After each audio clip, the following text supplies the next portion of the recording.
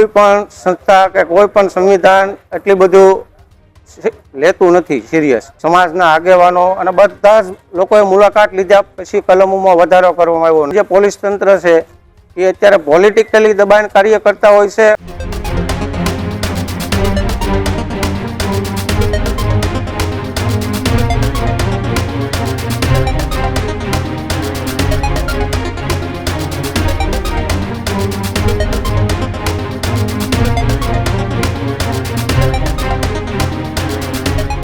સમાચારોમાં આગળ વાત કરીએ. બગદાણાની બબાલને લઈને એક મહત્વપૂર્ણ સમાચાર સામે આવી રહ્યા છે કે જ્યાં છેલ્લા 48 કલાક કરતાં પણ વધારે સમયથી બગદાણાના એ પૂર્વ સરપંચ નવનીતભાઈ પર જે હુમલાની ઘટના બની હતી તેને લઈને હવે રાજકારણ ગરમાઈ ચૂક્યું છે. બગદાણાની બબાલને બાદ હવે રાજકારણ ગરમાતા આપના નેતાઓએ વધુ સક્રિય બન્યા છે. ગારિયાધાર આપના ધારાસભ્ય સુધીર વાઘાણીએ પીડિતની મુલાકાત લેવા માટે પહોંચ્યા હતા. આરોપીઓ સામે કડક કાર્યવાહી ન થયાનો આક્ષેપ તેમના દ્વારા લગાવવામાં આવી રહ્યો છે. સાથે જ પોલીસ તપાસ પર પણ તેમના દ્વારા ગંભીર સવાલો ઉઠાવ્યા છે અને આવનારા સોમવારના રોજ કોળી સમાજના આગેવાનોએ મુખ્યમંત્રીને મળવાની તૈયારી કરી રહ્યા હોવાની વાત પણ તેમના દ્વારા કરવામાં આવી રહી છે.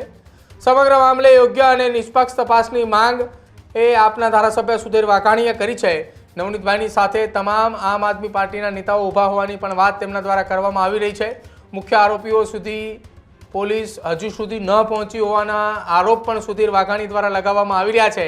નવનીતભાઈ પર હુમલો એ રાજકીય દબાણ હેઠળ થયા હોવાની વાત કરવામાં આવી રહી છે. ધારાસભ્યો મળ્યા બાદ જ કેસમાં વધુ તપાસ કરવામાં આવી આ પ્રકારનું નિવેદન તેમના દ્વારા આપવામાં આવ્યું છે. મદદ ન મળી હોત તો કદાચ એ કલમો પહેલાંની જેમ જ હોત, વધુ કલમો પણ ન ઉમેરાઈ હોત અને તપાસ જે છે તે આગળ અત્યાર સુધી આ જે વધી છે તે પ્રકારે ન વધી હોત. તે પ્રકારના ગંભીર આરોપ એ ગારિયાધારના ધારાસભ્ય સુધીર વાઘાણી દ્વારા લગાવવામાં આવી રહ્યા છે.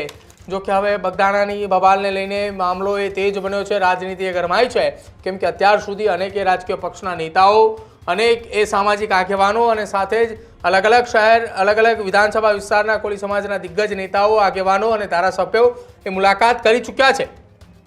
પરસોત્તમ સોલંકી સાથે ટેલિફોનિક વાતચીત પણ હીરાભાઈ સોલંકી દ્વારા કરાવવામાં આવી હતી અને ત્યારબાદ કેન્દ્રીય મંત્રી અને ભાવનગરના સાંસદ નીમુબેન બાંભણિયા પણ મુલાકાતે પહોંચ્યા હતા.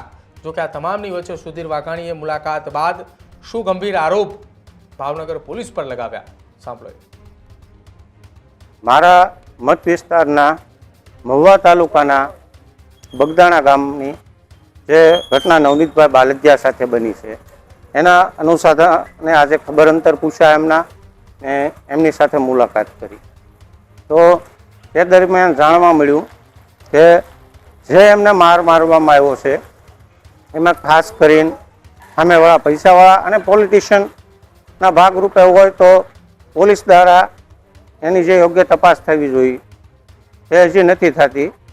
કે જે મુખ્ય આરોપી લગન આજે 7મા દિવસે 6ઠા દિવસે પણ પોલીસ પહોંચી શકી નથી, જે સ્પષ્ટપણે જણાવે છે. અને જે કલમો શરૂઆતના ધોરણે જો આજે એટલો બધા ધારાસભ્યશ્રીઓ, સમાજના આગેવાનો અને બધા જ લોકોએ મુલાકાત લીધા પછી કલમોમાં વધારો કરવામાં આવ્યો. નકર જો આ કોઈ નોર્મલી આમની જવા દીધું હોત તો કલમોમાં એને જ રહી હોય. એટલે આ ગુજરાતમાં જ્યારે બંધારણમાં કહેવામાં આવે છે સમાન અધિકારો, ત્યારે એક બાજુ સૈતર વસાવા તમે જુઓ ગુજરાતના એક ખૂણે અને એક ખૂણે આણપા જુઓ તો એક બાજુ કેટલી હાર્ડલી અને સ્ટ્રિક્ટલી કલમો લગાડવામાં આવે છે અને એક બાજુ જ્યારે કોઈ ગરીબ માણસનો દીકરો હોય છે ત્યારે કોઈ એના માટે ભેગું થતું નથી. કોઈ પણ સંસ્થા કે કોઈ પણ સંવિધાન એટલી બધું લેતું નથી સિરિયસ. આજે એ અનુસંધાને નવનીતભાઈ બાલદિયાને અમે બાહેધરી આપી છે કે આવનારા સમયમાં જે કાંઈ થશે અમારાથી તે અમે કરશું. અને આવતા સોમવારે બધા જ ધારાસભ્યો પણ મળવાના છે કે ખાસ કરીને જે પોલીસ તંત્ર છે એ અત્યારે પોલિટિકલી દબાણ કાર્ય કરતા હોય છે અથવા અત્યારે ગુજરાતમાં કરપ્શન ખાસ કરીને વધી ગયું છે. જે કારણો હોય તે વહેલાથી વહેલા સામે લાવવામાં આવશે.